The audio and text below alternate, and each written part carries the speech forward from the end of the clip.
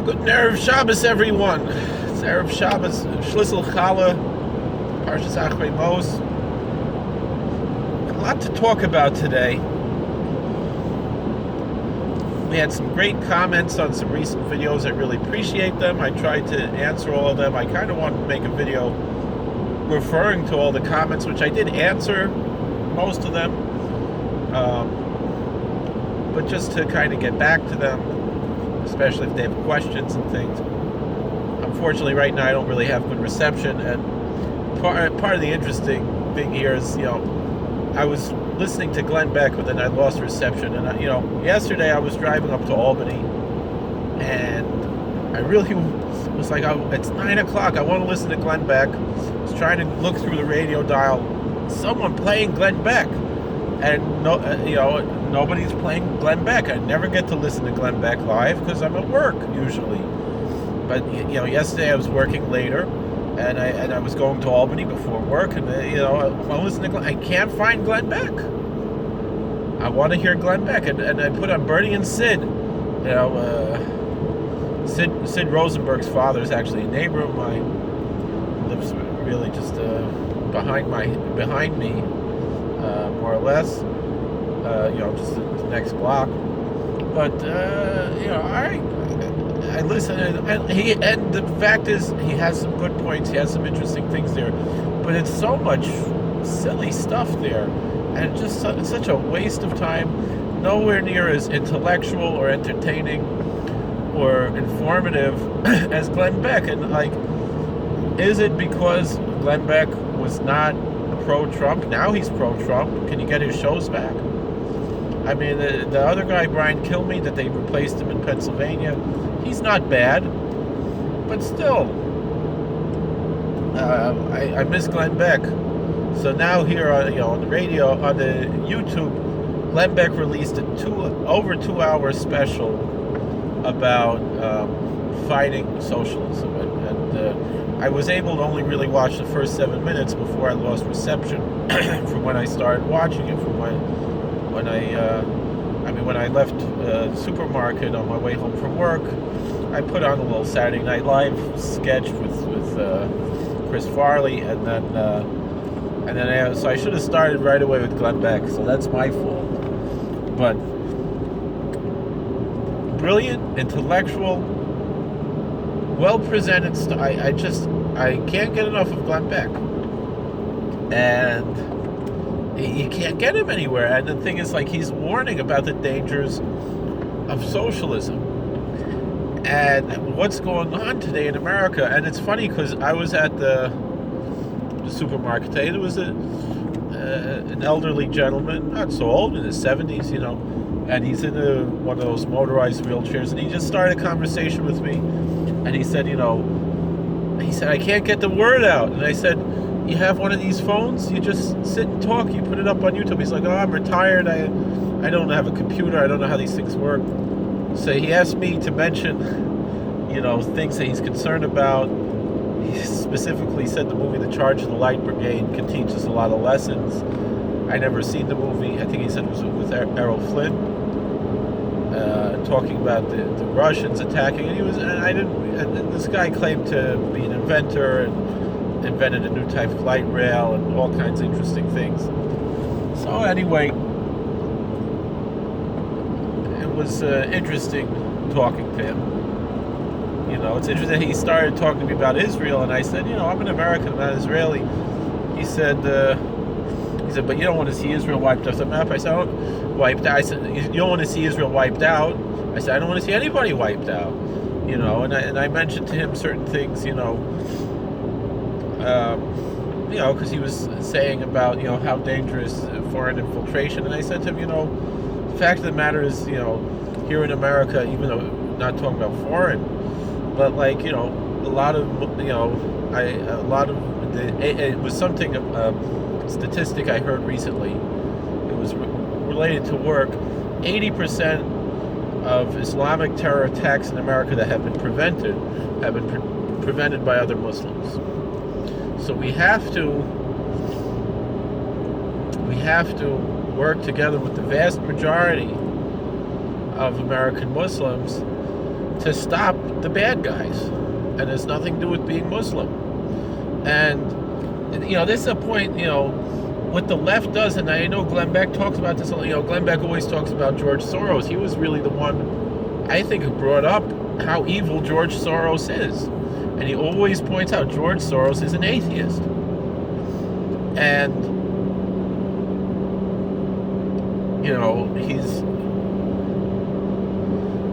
he's not a Jew. He's an atheist.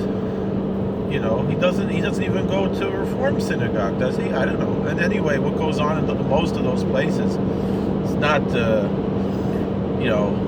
I would have no problem with Reform. They just want to sit together. Men and women want to sit together and they want to read prayers in English. Because what the hate? I don't. But they've such crazy left-wing ideology that's so contrary to anything that's Jewish. You can make a good argument. Men and women could sit together and read English, and you can make a good argument against it. And both arguments are valid, but you can't make a good argument that to uproot the very central values of Judaism. And of Western civilization.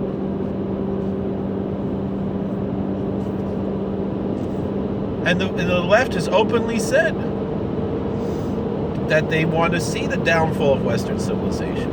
I mean, and Glenn Beck brought up a quote from Lincoln that, America will never be destroyed from outside. If America's destroyed, it's because we will destroy ourselves. And that's what's going on here. The attacks from the inside. And I don't know if Glenn Beck brings this up in this documentary he made, but I'll bring it up. Look into Bishop Fulton Sheen. How much he fought against the communists. He got in trouble in America in the 1940s for speaking out against the dangers of communism. And he brought up how much infiltration there was into American society, government, arts, and religion by communists.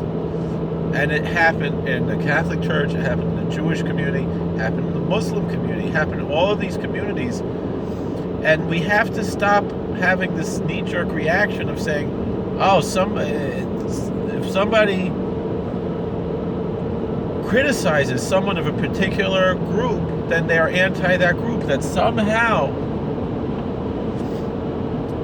criticizing George Soros is anti-Semitic. I've made many videos. It's not anti-Semitic. First of all, I don't like that term, anti-Semitism. To me, Judaism is a religion and not a race.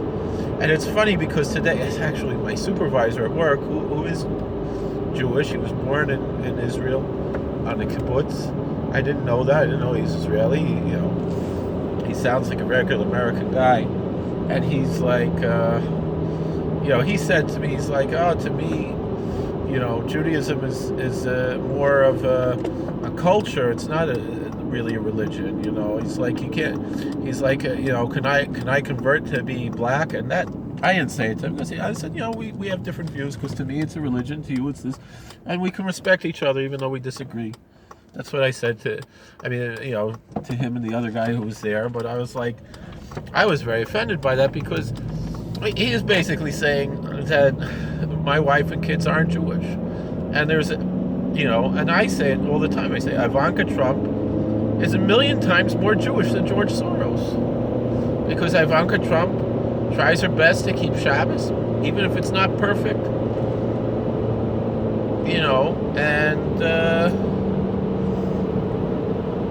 And George Soros is an atheist. He's not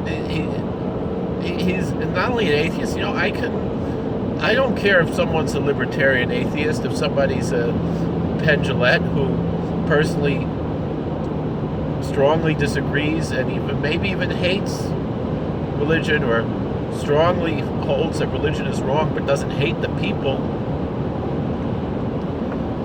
I mean, I saw it beautiful from Rabbi Mark Angel. He writes, they send out the New York Board of Rabbis, he sends it to our Torah every week. And you can probably get it other places online, and he wrote about how we have to. Another phone calls coming in. We have to focus on the value of the individual. You know, it's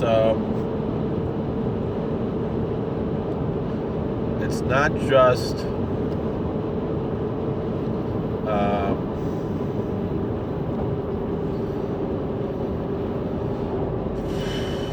what do you call it?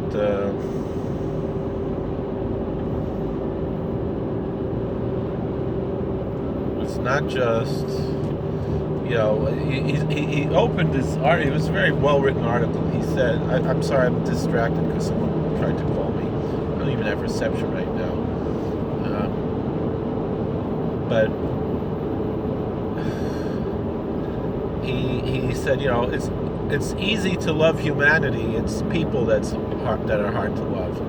But on the other hand, you can look at he said that's a common, and I'll say this, you know, it's easy to love the quote unquote the Jewish people, but it's very hard to love Jews, you know, and it's you know, but to say I'm fulfilling the mitzvah of Ahavas Yisrael, I love this concept, this abstract concept of Klal Yisrael. That's very easy to say, but it's more challenging. But on the other hand, sometimes you can look at humanity as a whole and it's horrible, and then you look at the individual and it's like, oh, you know, these great individuals redeem the whole world. You know, they're the redeeming quality of humanity. And he pointed out that in this week's Parsha, Achrei Mos, the high priest had to atone for himself, and then for his family, and then for all the people. And then the Midrash says that after that, after Yom Kippur, on Sukkot, he would be blessing all 70 nations of the world.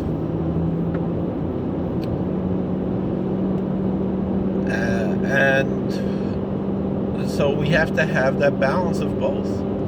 The problem of communism and socialism and statism is that they value the state over the individual. It's the problem of Zionism. It's the problem of nationalism. And you can't have that balance. You know, you have to find. You have to find the balance. You can't just. I don't see any in here, so I guess I'll have to go to the mikveh elsewhere.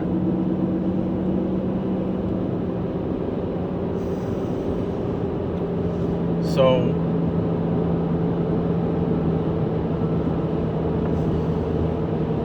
you know, we've got to find a way to find a balance.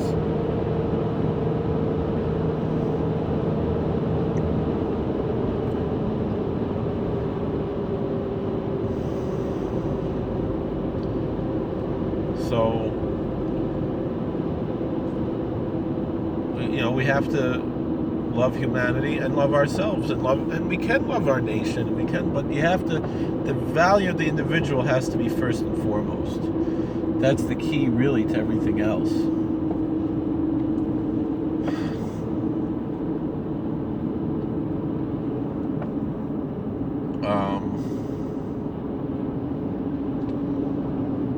So what else can we say here?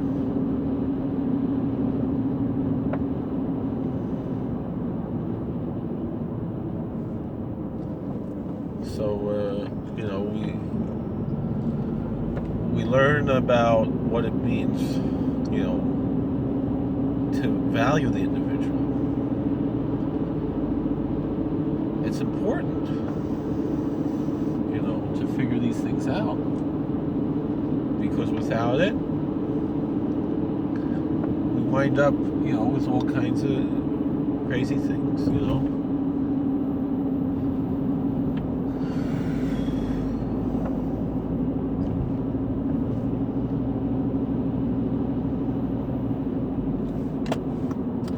So what else can we say here?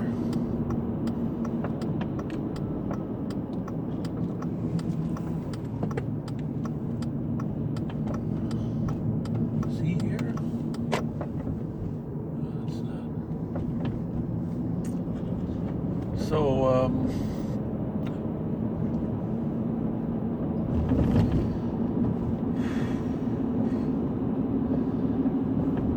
let's get back to some of the issues that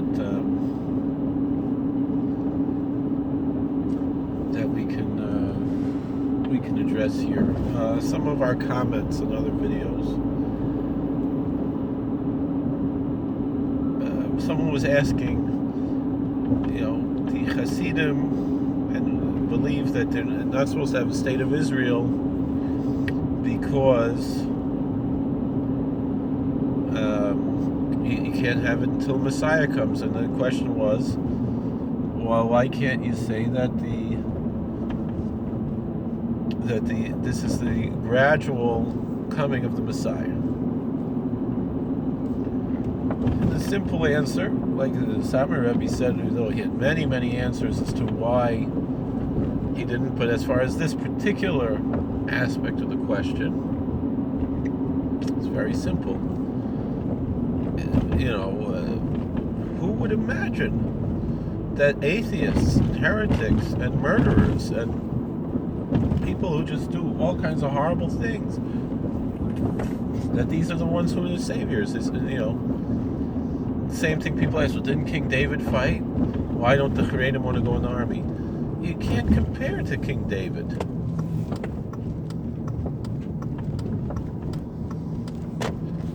It's a totally different story.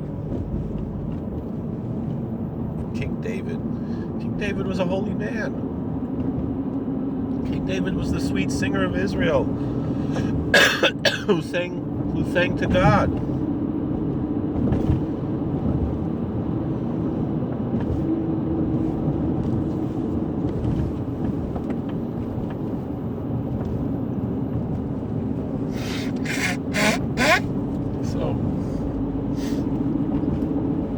These are the type of things we gotta be aware of.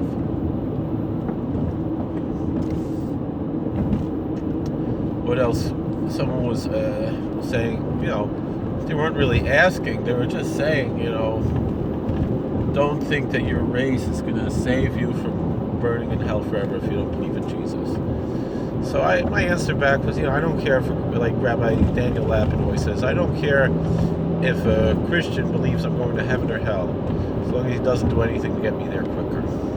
And the same thing a Muslim. I don't care if he thinks I'm going to heaven or hell, as long as he doesn't do anything to get me there quicker. And the average Christian, and even the average Muslim, and it should go without saying, even the average Christian, the average Muslim, they don't want to kill me just because I'm Jewish. And are there crazy people who might want to kill me just because I'm Jewish? I don't think that has anything to do with any of these religions. It has to do with people just being crazy. People being mentally ill. People, having all kinds of issues. So this guy, I believe, really cares about me. He doesn't want me to go to hell, and he really believes that I'm going to hell because I don't believe in Jesus. And the answer that I want to give to him is, I can respect Christians, and I can, but like from the Christian point of view, they believe that you need a blood sacrifice, and that Jesus was the ultimate blood sacrifice. And what are the Jews doing today that they don't have a temple? I can give all kinds of answers to this, and it's appropriate. Parshas Acharei Mos, we talk about Yom Kippur, but Jews like to answer questions with questions. Even though this wasn't really a question, it was more just yelling at me. But so we'll answer a question with a question. The claim of a lot of Christians is that you need the blood sacrifice to find atonement, and that Jesus was the ultimate blood sacrifice, and before Jesus, the Jews had the temple. And so now that there's no temple, there's no blood sacrifice, and so what do? The answer that I give in the form of a question is kind of like Jeopardy, right? How did Daniel was called Ish Chamudos. He was called a very beloved person that God loved. He was considered a righteous, holy man. Christians considered him to be a prophet.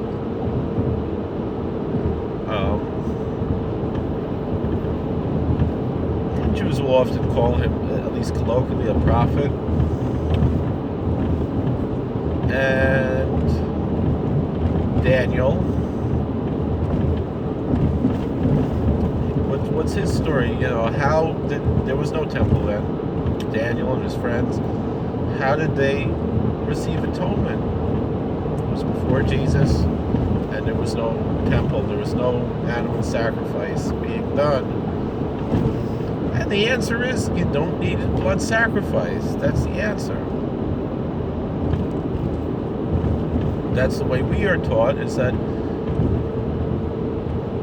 when the temple stands, so then we have the laws of the sacrifices. When the temple doesn't stand, we don't have the laws of the sacrifices. It's not an essential aspect of atonement to have a blood sacrifice. You can find grace from God by going directly to God. Now, in a colloquial sense, in a homiletic sense, I can understand the Christian idea. It's even rooted in Judaism that the pain of a righteous person atones. But what does that mean? It means that the emotions that we feel when we think about someone who is innocent, who's suffering, we feel that pain, and it atones for us. And so the Christian belief, I do believe, helps Christians experience the pain and find atonement for their sins. Not in a mystical, theological sense, but in an emotional sense. That could also have some mystical or theological implications, but they kind of take it an extra step, and I'm not going to say it's a step too far, because it's just a step that makes it that it's no longer Judaism. It's a different religion, and that's fine. I don't, I believe that's part of God's plan. I don't forget. I don't know, how you translate to English, forget. It's a Yiddish word. It doesn't bother me that Christians are Christians and they're not Jews. And I don't expect them to be Jews. I expect them to be Christians and be good Christians. I certainly see as a chaplain that it almost doesn't matter what religion you are, but that quite often religion can help people turn their lives around, make their lives meaningful.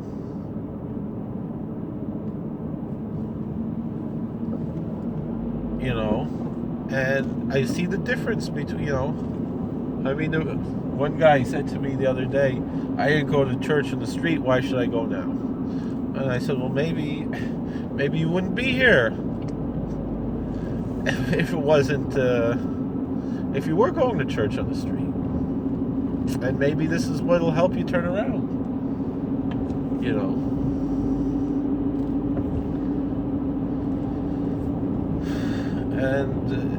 And so I see, value in that people's lives are turned around. And I always say, and I've said it before, if I had it as a chaplain,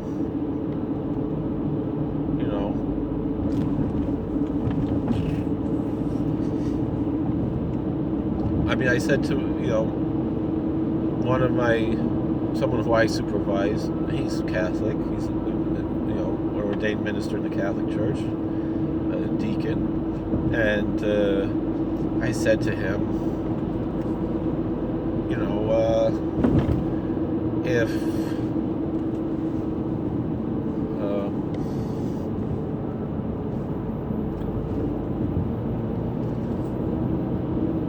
you know, there was one guy, he changed his preference on the computer from Jewish to Catholic, but it's too soon. He has to wait 6 months. Only been about a month. But I could tell he didn't want to see me. So I asked, you know, my friend the deacon to go see him. And I said to the deacon, I was like, I would go see him, but it seems, I can tell from what he's writing, he doesn't want to see me. And I told him, I don't care. I mean, one inmate with a long beard and a yarmulke and tzitzis, if he wants to convert to Catholicism, I don't care. That's not my job here as a head chaplain. You know, it's no skin off my back. I can't get involved with these things. Personally, it's a different story, but I'm following my job as a chaplain. And yeah, as a Jew, it's upsetting. It would be upsetting. I don't think it's going to happen, but I want to support everybody, and I supportive of the Hindus and the Buddhists and the Native Americans and the what are they called, and the Wiccans, and it doesn't matter who they are. You're all if they're learning something that's making their life better. And I've said it many times. If all the atheists got together and said, we want a volunteer to come in and teach us ethical humanism, isn't the hate? I'm supportive of that, because if it's going to make their lives better, I'm all for that.